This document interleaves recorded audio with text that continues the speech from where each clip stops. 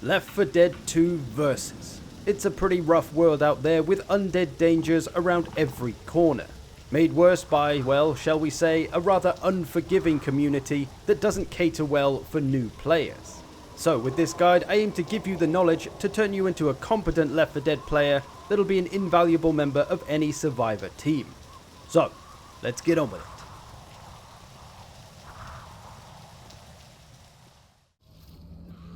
Rule number 1. Cardio. Oh no wait, that's something else. Rule number 1. Stay together. Left 4 Dead is very much a team game, more so than most games out there. It relies on good teamwork, and try-hard lone wolves won't be much use in this apocalypse. So if you're only ever really looking out for number 1, you're not really playing Left 4 Dead very well. This is a team game that requires you to work with your team and stay together with them. Because one of the biggest goals of being a survivor is quite simply avoiding damage, not letting yourself or your teammates take too much damage. This means you need to work together to protect each other to have the best chance of survival. Now I think most of this stuff in this video is going to be best illustrated with examples, so let's get on to a few of those. So here we see me, Nick and Rochelle all traveling together. Ellis over here has decided to go a different way to the rest of us for no real reason at all, separating himself and becoming a big target. And guess what, when the infected attack all together, as a good infected team should, he's left all by himself being jockeyed to high heaven, while the rest of us are able to stay nearby and support each other, minimizing the damage we take. He's going to lose all of his health bar and get incapacitated. He's not only created the damage on himself, but also an inconvenience and damage for us, because he's not there to protect us either. On this level, it's not a huge deal because this is quite a short level anyway, but in general, that's not a good thing to separate yourself from the rest of the team. It only takes 5 or 10 seconds for everything to go wrong, for you to be isolated because you chose to go a different way, and needless damage occurs. So stay together by taking the same route as everybody else. Now, while we need to move quickly in Left 4 Dead, you have to be aware of where your team is, and if you're getting too far ahead of them, because they may not be able to move as quickly as you. Exhibit A, Rochelle, running on ahead of the team with none of us nearby. Not checking or listening to the commotion that's going on. Someone's been charged, there's a horde coming, we need some help. Rochelle at this point should be able to see that she's isolated and in danger. But she's got herself jockeyed and off the edge she goes. I can't even go and save her at this point because if I do, I'll probably be pulled off the edge as well. So I have to go with the rest of the team, which is naturally making things very risky and dangerous for all of us. So be careful not to run too far ahead of the rest of your team, lest you isolate yourself and become a target.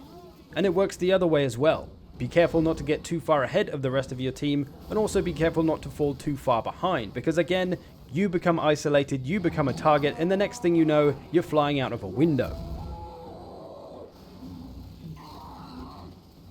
So have some awareness of your own positioning. Are you too far ahead? Are you too far behind? Do you have line of sight with your allies is the biggest question. As long as you've got that, you'll be able to protect them and they'll be able to protect you. And maintain this level of stay together protection until the very end of the map. That means don't get tunnel vision and run into the safe room like a wimp. Case in point, these two bagger clowns that are sitting pretty in the safe room with their full health bars and medkits, while I get mauled outside trying to save our teammate. There was no point being in the safe room at this point, although it looked like we were gonna get in there just fine.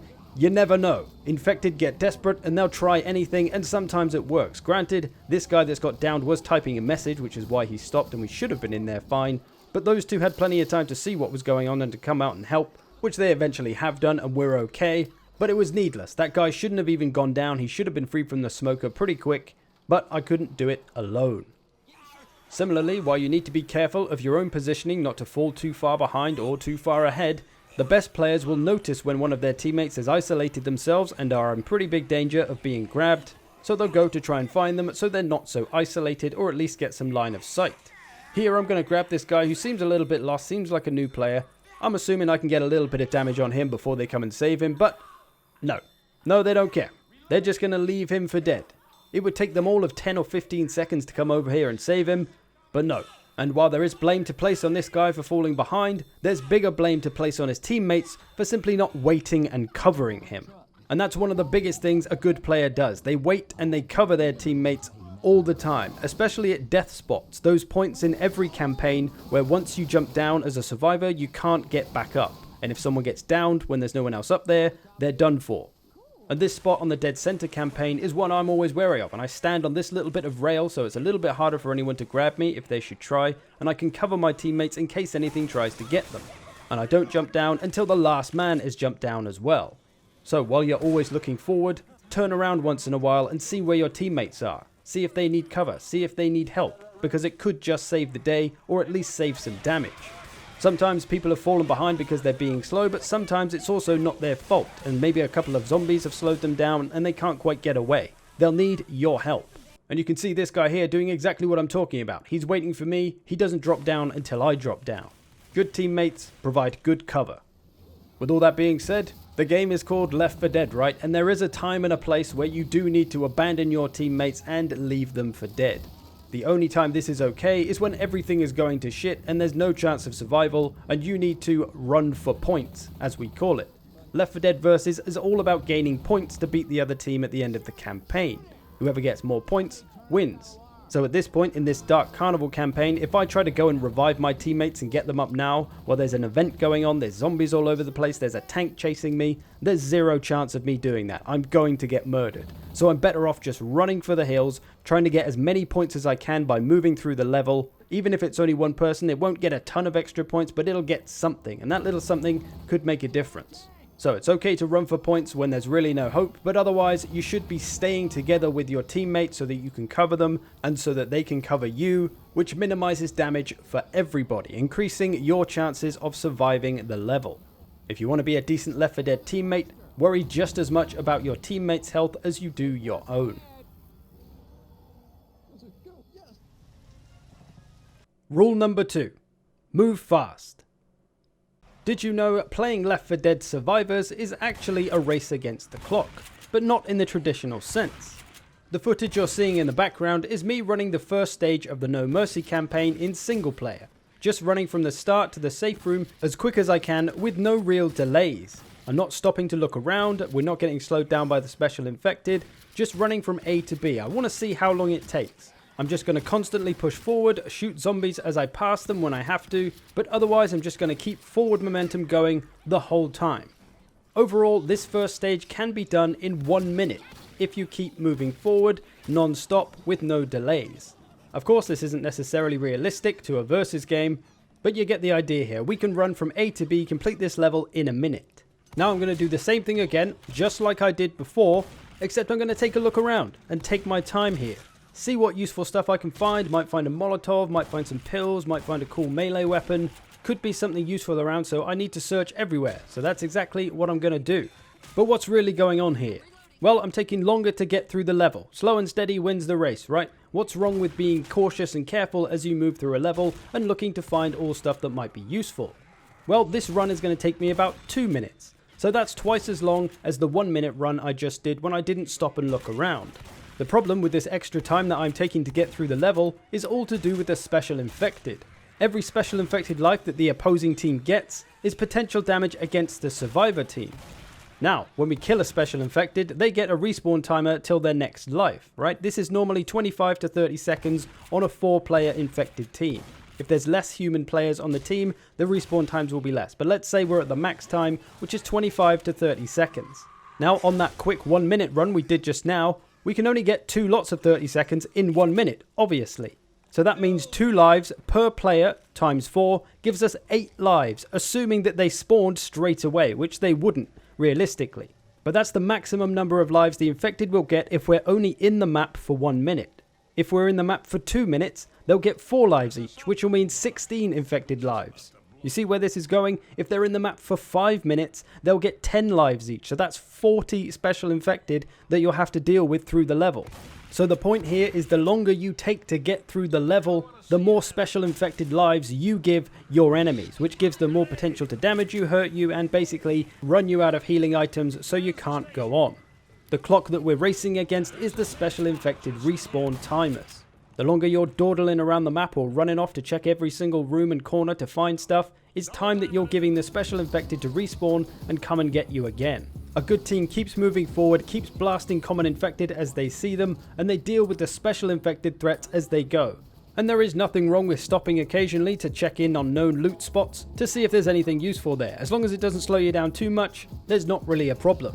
Occasionally though, as you can see here, we've been moving fast, but now we've been boomed on, someone's been charged, we're in a bit of trouble. I'm going to move down the end here to stop any special infected spawning on this corner, and I'll just cover my team from here while they get the guy who's been downed up. We've been slowed down now, we're giving the enemies some respawn time, but it's inevitable. It's going to happen from time to time on every run, and that's fine. You just got to stick together to get the person up and to get everyone moving again, so we can all run at the same pace, keep the same rolling speed that we had before.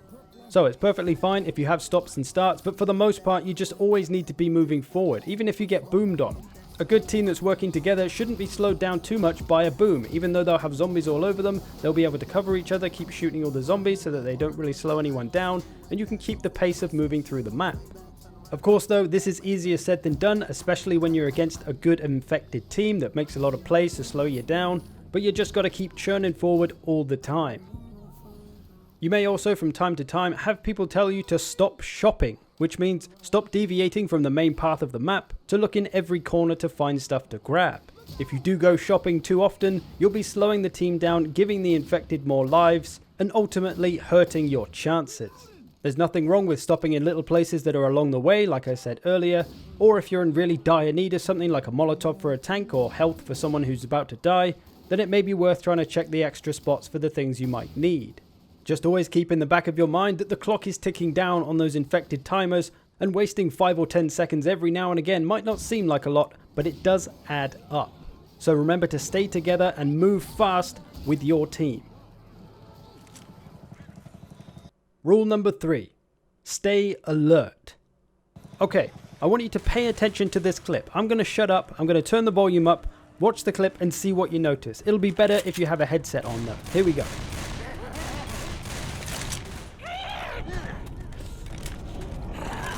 Smoker. He's gonna have to use that tongue to sharpen it.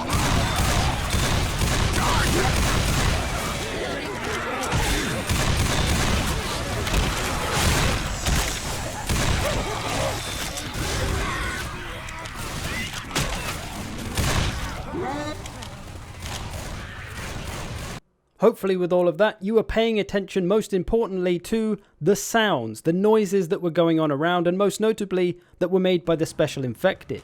Here we go again. The first noise we hear, that giggle of the jockey, that's telling us that a jockey has just spawned in. That's information I can use.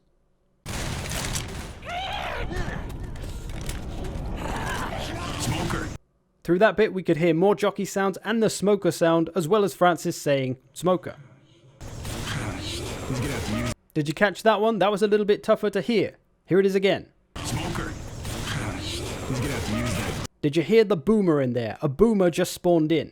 That kind of that was under the jockey. And there was a smoker sound as well. Lo and behold, there was a boomer and you heard a charger spawn in there as well.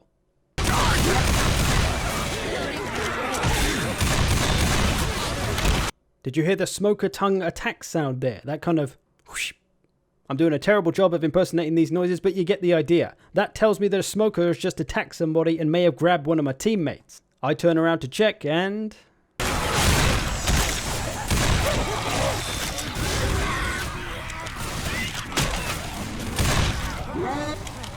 And the last noise we hear there, the charger attack sound, albeit a little bit cut off.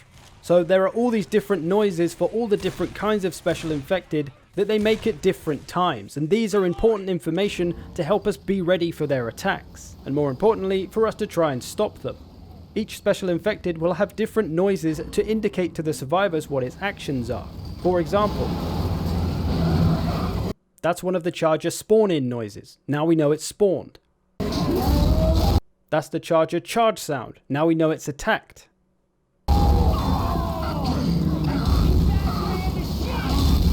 And that slamming sound is the charger's grabbed noise. It tells everyone that someone's been grabbed and is being smashed. So all these things indicate to the survivors what's happening around them. If you want to be a top-notch Left 4 Dead player, you've got to learn these noises and hear where they're coming from, so you can identify where the special infected are and take them out before they can cause any problems. All special infected have different noises for when they spawn in, when they're just running and moving around the map, when they target somebody and get line of sight with their crosshair over a survivor, when they try to attack and while they're actively attacking by a grabbed animation. All these things make different noises, with a few exceptions, like the hunter that doesn't make noise when it spawns in. But otherwise, all information is there to help you identify where the special infected are and to deal with them. So if you're new to the game, start to listen out for these sounds and start to try to identify them when you're playing as infected as well, because that can be good practice. Like many shooter games, Left 4 Dead is best played with a headset so you can identify direction of where these things are coming from. So the first part of staying alert is to use your ears and to listen out for all the special infected, because there's a lot of information there to make use of. The next big part of staying alert is map knowledge, which is something that's only really acquired over time and with experience, or through someone telling you about things to watch out for. What you're seeing here is a standoff between two teams who have map knowledge of what's going to happen at this part of the map. This is the first stage of No Mercy early on, and this narrow corridor is a great spot for a Charger Spitter combo, as it's so narrow that the survivors won't be able to get out of the way of the charge, and then the Spitter will spit on them and anyone else who gets knocked down and do a ton of damage. They're expecting that and they're trying to kill one of us, the Charger or the Spitter, to stop that from happening, because they know it can be very dangerous. So it's a stalemate waiting for one of us to act. In this case, a cheeky survivor sneaks past, I'm forced to charge in, I knock one down a little bit, some spit comes in, does a little bit of damage, but they've avoided it pretty well. But the map knowledge from both teams was there, and it was a fight to see who could get the better outcome. They won this round, but there's plenty more of these spots in all the maps to try and nail these kind of things. Here's another one at the start of Dead Center. You see these two guys have clocked me, but they've only got melee weapons so they can't do anything about me. This is a popular spot to try and charge people out the window just before the elevator, and most people that know about it will be very cautious when crossing this little lane. But I'm waiting patiently because I know there's only 3 of them there, one more's coming. I'm going to take a chance that he's going to walk into my path and, well, it's bye-bye ASAP Epstein. So there's really 3 main areas of maps to be aware of. Number 1, group attack spots. Places like we saw with the Charger and Spitter corridor, or places with car alarms, areas with witches. These are places that special infected will wait to all spawn together and attack you at these points to try and make use of what's there. So we need to be alert of when the infected are going to try and do that. The other places is insta-kill spots like the windows I keep charging people out of, or these kind of death drops where you can't get back up once you've dropped down, so you need to be waiting and staying alert for any teammates that may be behind. And teammates being behind is really what the third section of Stay Alert is all about. Keeping an eye out for your teammates, tying in to the stay together rule we had at the start. It's just that same thing of turning around every now and again and checking where your friends are and checking if they need help. And not running off to the safe room as soon as you get near it and forgetting about your teammates as half of this team seems to be doing. It's such a simple thing to just turn around every now and again to see what's going on. Like I keep saying, if you want to be a good teammate, you've got to look out for your bros and your sisters. If you can get a team of 4 players all doing this, all looking out for each other all of the time, you can be damn near unstoppable. So pay attention, stay alert to when your teammates need your help. And they will need your help, just as you will need theirs. It's a team game, stick with the team, because that's how you win, my friends. Teamwork.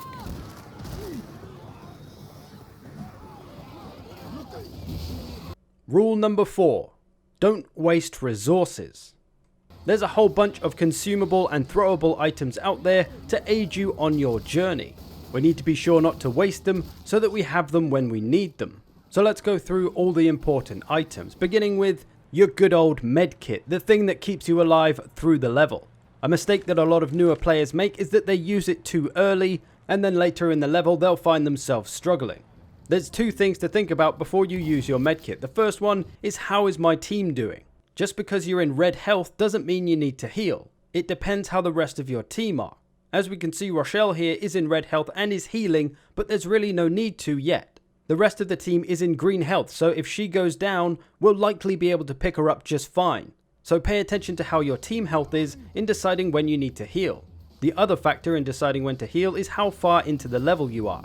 If it's near the start like we are here, it makes it much harder as you get towards the end of the level to keep going because you didn't have that med kit maybe halfway through to boost you back up.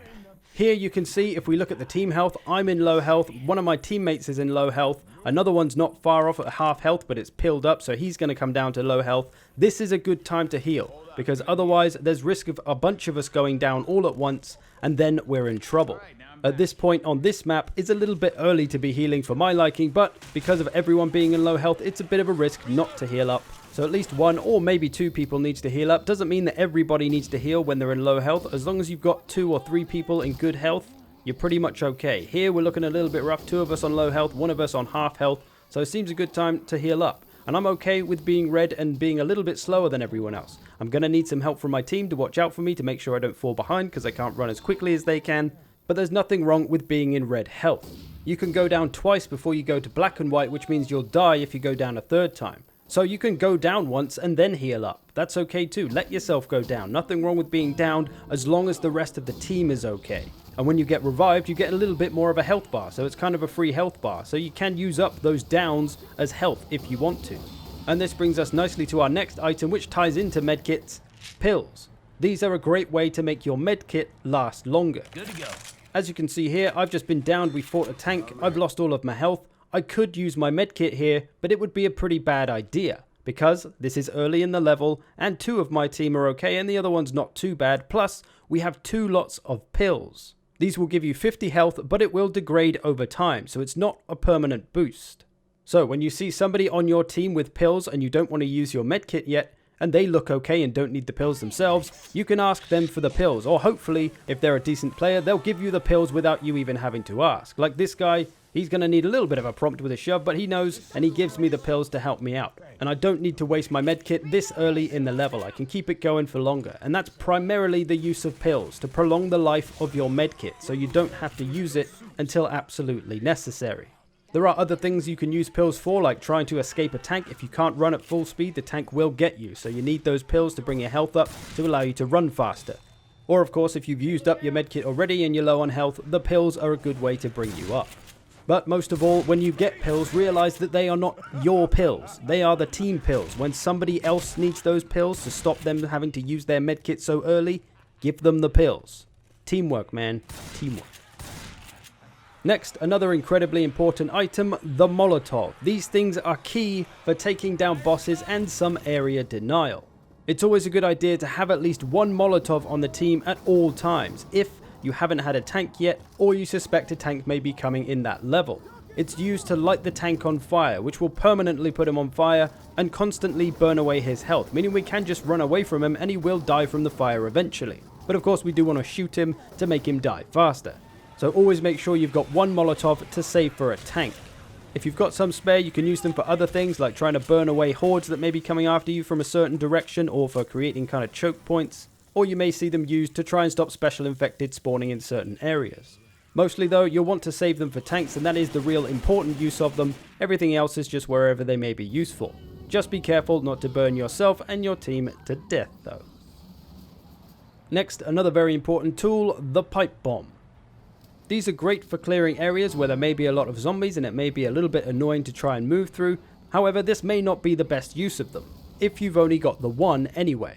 Because pipe bombs are a fantastic counter to boomers. When somebody gets boomed on and a horde comes, they're going to be all over the people that have been boomed on. The pipe bomb though attracts the horde to it, blows most of it up, and that boom won't be so effective. Booms can be the one thing that slow a team down a lot and can potentially win games, especially if there's a tank. So having 1 single pipe bomb on hand for when people get boomed is always a good plan. Next, the bile bomb. Similar to the pipe bomb, but you have to be a little bit more careful with these. Bile bomb incoming. Much like the pipe bomb, they're great for clearing areas as they will attract all the common infected, round them all up and make it much easier to move through an area. However, be wary of using bile bombs on tanks. It might seem like a good idea to blind the tank and to make all the common infected attack it, but if there's no common infected around, it will spawn a horde to come and attack. And when that boomer bile effect runs out on the tank, guess where the rest of those zombies that are still alive are going? After you. So you essentially spawn a horde on yourself, especially if the tank decides not to kill any. If you're overrun with zombies already though and there's a tank, it could be an idea to try and use it on him to clear all the infected away from you for a while. Also, don't use bile bombs when your team has been boomed on by an actual boomer, because it won't do anything until the actual boomer bile effect has run out. Now for another item that I think a lot of players misuse, the adrenaline shot. I see a lot of people who use it like it's pills to give themselves a temporary health boost, which degrades very quickly and isn't much use for that purpose. The adrenaline shot should be seen as more of an emergency item when you really need a boost to get certain things done. The first thing it does is increase your foot speed, which is great for moving through certain areas of the map quickly and for outrunning tanks, but what it also does, which you might not notice, is that it stops you getting slowed down by common infected. So when they hit you, normally you'd get stopped and have to get rid of them first, but with this you'll just shrug them off and keep moving forward. Very useful in certain maps and certain areas. The other thing it does for you is just makes you do everything quicker. If you try to revive someone, it'll do it quickly. If you try to heal yourself or heal somebody else with your medkit, you'll do it way faster than you normally would. It speeds up some vital processes, which can be key and very powerful in the right moments. So save your adrenaline shots for when you need them, for when emergencies happen, for when somebody goes down all of a sudden, or you need to get away. You can use it for a health boost if you really need to, if you have no other choice. But it's a small health boost that doesn't last very long, so isn't great for that purpose. And the last thing we have is the defibrillator, which arguably is only really best taken if you have space in the team. Don't throw away a medkit for a defib. Maybe if somebody's low on health you could use up your medkit to take the defib if you really want. So don't be wasteful with your resources. Think about what you're doing with them and what they may be useful for as you go through the level. For example, don't use the last Molotov if you haven't had the tank yet and there might be one on the level. Don't use pills on yourself if you've got 3/4 of your health and somebody else is struggling with just 1/4 of theirs. Give the pills to them. Good use of resources is a trademark of any good team.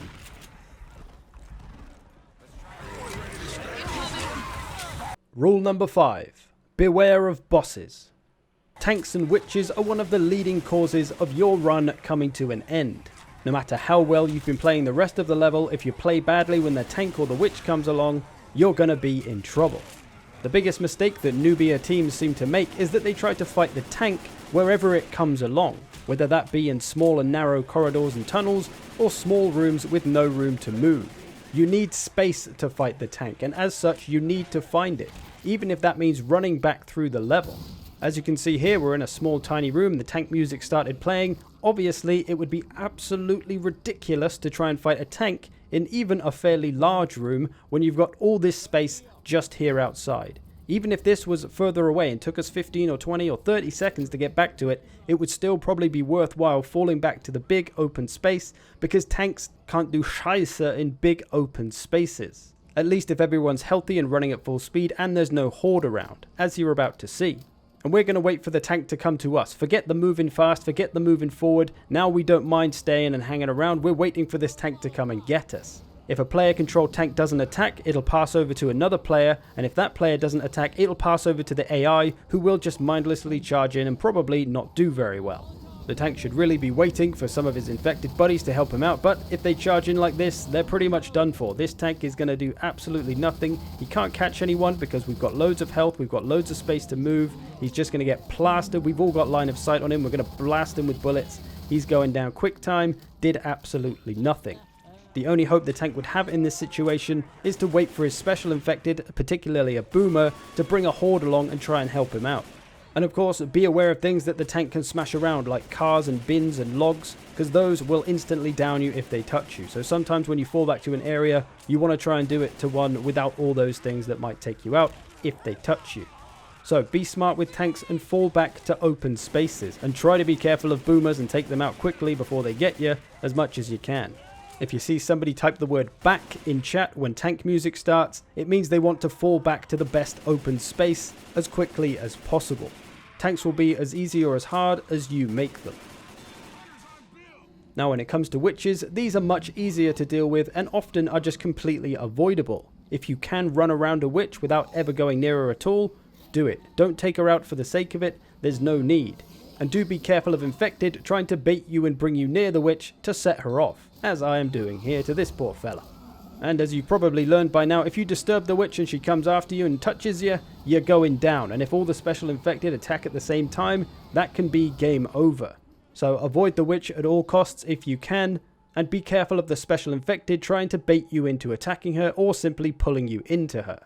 Like here, this team could easily walk around this witch, but they're not, and they're aggroing her, and if a special infected gives her a slap while she's slightly aggroed, she will go off instantly. So that can be a cheeky way for the special infected to set off the witch and put a survivor on their ass. So watch out for that as well. Sometimes though, a witch will be unavoidable. She'll be sat in your path and you will have to go through her. The best way we can deal with this is with someone crowning the witch, blowing her head off, essentially, in one shot before she can do anything. Here I'm going to try it, but this special infected comes along. She starts to get aggroed, so I'm going to fall back and wait for her to calm down, and then we got to go for it. This is how we crown a witch. First thing we're going to need though is a shotgun. Of any kind, as long as it's a shotgun, it'll work. The next thing you're going to need is balls or ovaries of steel, because this shit's about to get spooky. And the final thing you're going to need is the desire to crush your enemies, which resides in your mind. If you've got all three of these things, you're ready to crown the witch, my friend. All you need to do is charge up to her and crouch in front of her preferably. We're then looking to get the entirety of the crosshair kind of filled with her body. So as long as every part of your crosshair is touching some part of the witch and she's covering everything in between, you'll land every single shot from the gun into her and she will be instantly killed. I'm using the chrome shotgun here, which has quite a small crosshair, which makes it easier to do this, but other shotguns don't have this luxury. If you get an automatic shotgun, it's even easier because you can blast the first shot, and even if you mess it up, you can blast the second one in quick enough to finish her off. And of course, expect the special infected to try and make you mess it up. Learning to crown the witch is an essential skill of any good player, so just go for it. I know it seems scary and you might mess it up, but whatever. If you really want to practice, you can go to single player on the first stage of No Mercy, and there's usually a witch around there somewhere, so you can have a few practice runs if you really want to. If nobody has a shotgun though, or nobody's stepping up, there is a couple of other options like throwing a Molotov and then running away while the rest of your team blast her because she'll target whoever disturbed her, or the same thing but shooting her and running away and the rest of the team blast her. So beware of bosses, prepare accordingly, and play smart. So there you go, the 5 rules of Left 4 Dead 2. Stay together, move fast, stay alert, don't waste resources, and beware of bosses. I've been playing Left 4 Dead since the first game released over 10 years ago, and these rules have been working pretty well for me. Although there is still a lot to be said, but those are different stories for different days, as this video is already half an hour long, and you probably want to go and play some Left 4 Dead. If you're looking for a more friendly community to play Left 4 Dead with than the general community of Left 4 Dead, then check out my Discord. Link is in the description. We got a lot of new players that are looking to learn and get better in an environment that welcomes it, not one where you get called a noob and kicked out because you made one mistake. If you're a toxic shit talker, you will not be welcomed in my Discord and you won't last very long either. If you're a decent friendly human being though that wants to learn, boogie on down. I also play on stream with the community, so if you want to check that out, Twitch link in the description as well. I hope you've enjoyed this. Thanks for watching. I will see you in the future.